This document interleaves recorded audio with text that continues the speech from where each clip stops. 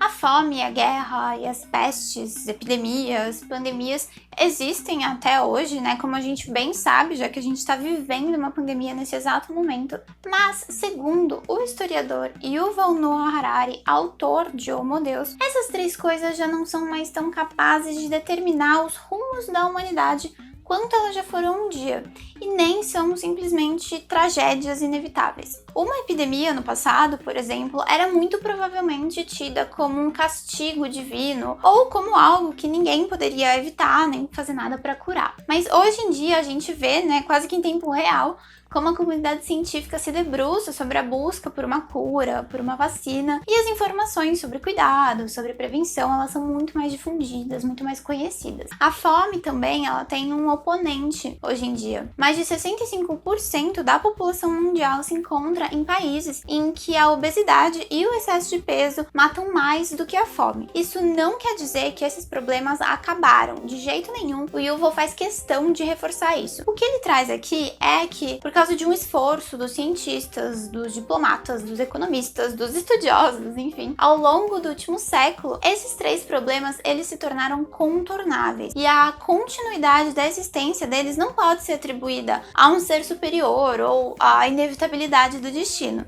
A existência dessas três coisas se deve única e exclusivamente aos humanos. Inclusive, a gente consegue ver isso muito bem aqui hoje, Como uma má gestão política humana em uma pandemia é responsável pelo agravamento, pelo prolongamento da crise, pelo aumento do número de mortes, pelo aumento de um clima de instabilidade, enfim.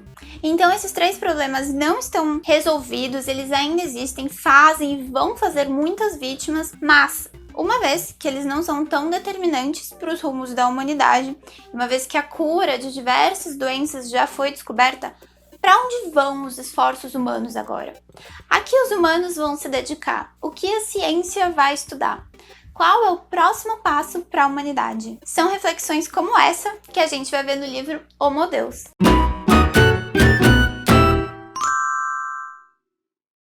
Olá, pessoa que está me assistindo, seja muito bem-vinda ou muito bem-vindo ao Ressaca Cultural. Eu sou a Mariana Ramiro e hoje a gente vai falar sobre Homo Deus, livro escrito pelo historiador israelense Yuval Noah Harari. O autor é muito conhecido por ter escrito Sapiens, uma breve história da humanidade, que eu já fiz resenha aqui no canal. E nesse livro que a gente vai falar hoje, o Homo Deus, o Yuval vai traçar também, os caminhos da humanidade até aqui, o que é um pouco repetitivo se você já leu Sapiens, e mais importante, para onde nós vamos a partir de agora. É claro que qualquer previsão sobre o futuro é complicada, porque a gente não tem como saber o que vai acontecer, O que ele faz aqui é juntar uma série de informações e de dados que se tem hoje para pensar em possibilidades de futuro, em como a tecnologia, os avanços tecnológicos vão ser capazes de mudar completamente o mundo como a gente conhece hoje, de transformar em realidade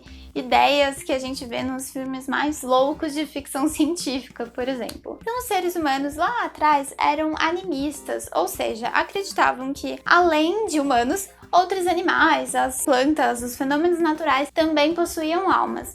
Depois, a gente se tornou monoteísta, acreditando em um Deus superior, capaz de determinar o que é certo, o que é errado, o que é moral, o que é imoral. E agora, segundo o Yuval, a gente vive sobre uma crença de humanismo, colocando as experiências e as sensações humanas como centro de tudo. Então hoje, os humanos, eles querem se tornar como deuses criadores mesmo, capazes de determinar, de recriar a experiência humana na Terra, um Homo Deus. Então, pensando nesse conceito, o Yuval vai trazer algumas possibilidades de futuro. A primeira delas é que, com a cura para diversas doenças já descoberta, os humanos partam agora para buscar adiar ao máximo a morte ou até evitá-la, buscando a mortalidade. A mortalidade é diferente da imortalidade, porque aqui ela busca isso, de evitar a morte por causas naturais, mas ainda é possível que as pessoas morram por acidentes ou assassinadas, por exemplo. Mas uma grande preocupação com essa ideia é que, com a grande desigualdade que existe no mundo,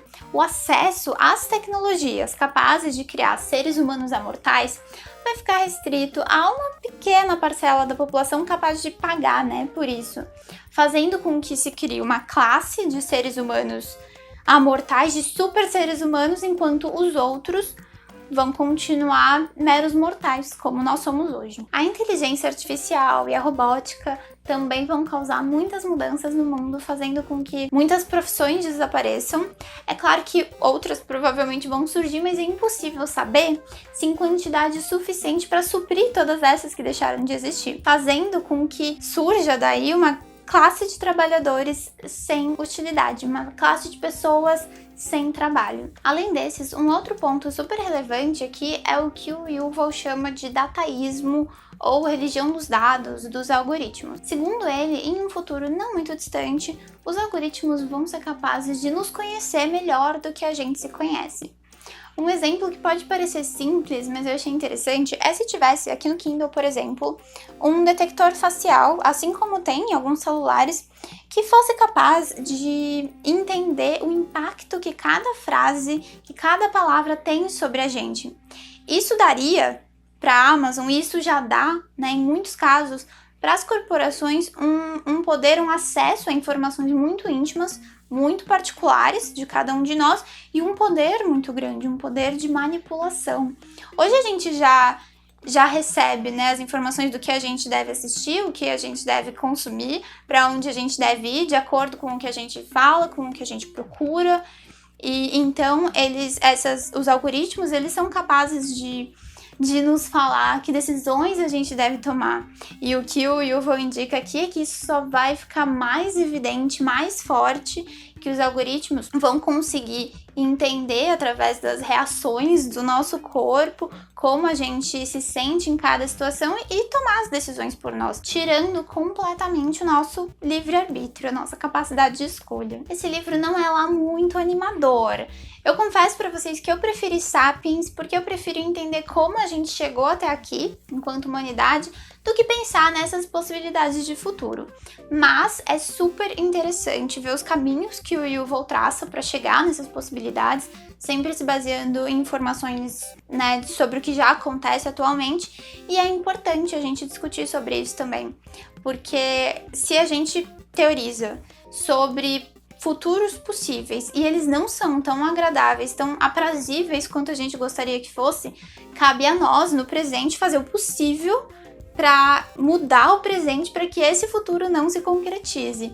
Então, para mim, essa é a grande mensagem do livro. Se esses futuros que ele pinta aqui não são tão agradáveis quanto a gente gostaria, o que na minha opinião é verdade, eles não são agradáveis, a gente tem que desde já iniciar diversas discussões, iniciar e se aprofundar em diversas discussões, como regras e regulamentação para tecnologia, para grandes corporações com acesso a dados, distribuição de renda, uma renda mínima universal para essa classe de trabalhadores que vai ficar sem trabalho e várias outras. Então a gente precisa se aprofundar nessas discussões e começar a correr atrás dessas coisas desde já, para que esses futuros que são possibilidades não se concretizem.